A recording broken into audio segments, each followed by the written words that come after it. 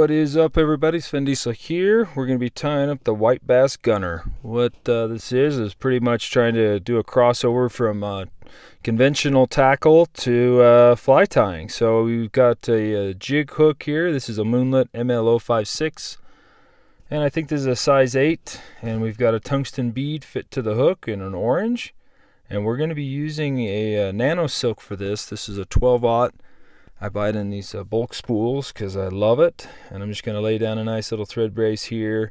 Go about, 5-6 wraps down, and then give a good little thread base here behind the tungsten bead, and then work your way down again. And one more time back up. And that just kind of keeps that tungsten bead in place. And then we're going to go with touching wraps all the way down the shank of the hook to the bin. And you can't even barely see that Nano silk. So that stuff is amazing. So we'll snip out our tag end, and then for this we're going to be using a product. It's called a slow roller tail, and I'm trying to figure out a way to help this stay in place for tying it in. I put a little super glue down that seems to help, but here is the product. It's by Fly Skins, and it says here sizes 6 to 12, so we're in that range. And we're basically just going to pull one out and tie it in. So what I'm trying to imitate here is I've had a lot of luck with my kids white bass fishing with some curly tail grubs, and so that's what we're going to be tossing with the fly rod. Now we'll just get ready to prep that section in, and we'll just go ahead and tie it. And it likes to walk over, and I can see the super glue didn't really help with that, but just position it. And maybe I made a little bit more of a mess than I did benefit, but go ahead and just position that on my side of the shank, being sure to just kind of twist that. The tip here isn't as important, but when it comes out the end, you want to make sure that it is coming out straight. And I don't want to be pulling on it as I tighten this as to ruin any sort of strength integrity, but we'll just go ahead and do a nice little thread base up and down once or twice. Check our tail to see how it sits off the back, and that looks just about perfect. So as it rolls in the water, it's not going to remain curly like that. It's going to actually flutter around, which really seems to attract the bass, especially white bass. So I'm going to put a little bit of Semperfli eye stub here on the back. I'm going to kind of just pull off 10 to 15 fibers of this, and then rip it in half, maybe in half again.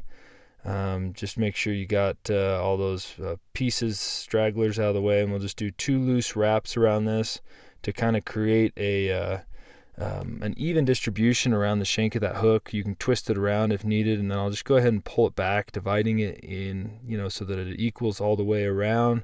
Similar technique to reverse tying. And I'm not going to have it flare up. I just want it to go straight back, so I'm going to wrap over it. But that, I think, is going to help kind of keep that tail going back and in the middle of all that eye stub. And that's the purpose of putting that on. And I'm never one to shy away from adding more flash. It seems to be a benefit. But for the body, we're going to be using this guard hair chenille by Semperfli. This stuff is wicked awesome. So I'm just going to cut off about a 6-inch strand, and we'll go ahead and just, you don't want to pull the guard hair and flash away, but basically create a tie-in point.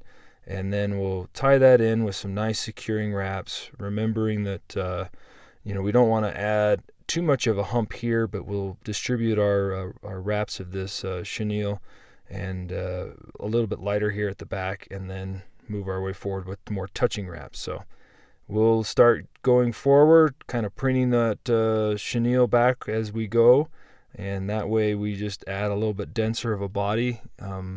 This is a little bit of a stretchy material, which I like, but I fished this in a similar pattern like crazy for some perch, and it was just a blast. They really were attracted to it, and it was, one fly lasted me, I didn't really keep track, but upwards of 30-40 perch maybe, I can't remember. But we will go ahead and tie that off right there behind the bead, and do nice securing wraps, and then I'll go and do one more material grab.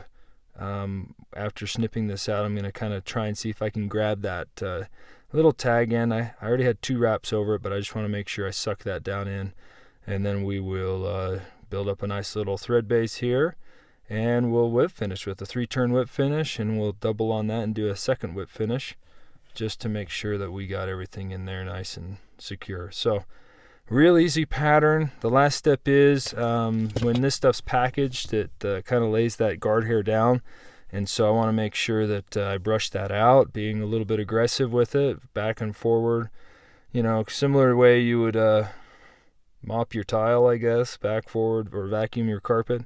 Just kind of go all over it and bring out some more of that flash. There's a flash in there that sticks out a little bit longer than the bulk of that chenille, which I really like. So this should be a white bass gunner. So that's what we're going to target, and that's what we're going to fish with these. And it comes in a bunch of different colors. The tails come in different colors, and the tungsten beads come in different colors. So color combinations are endless. Tie some up, fish them. Hopefully they pierce some lips for you.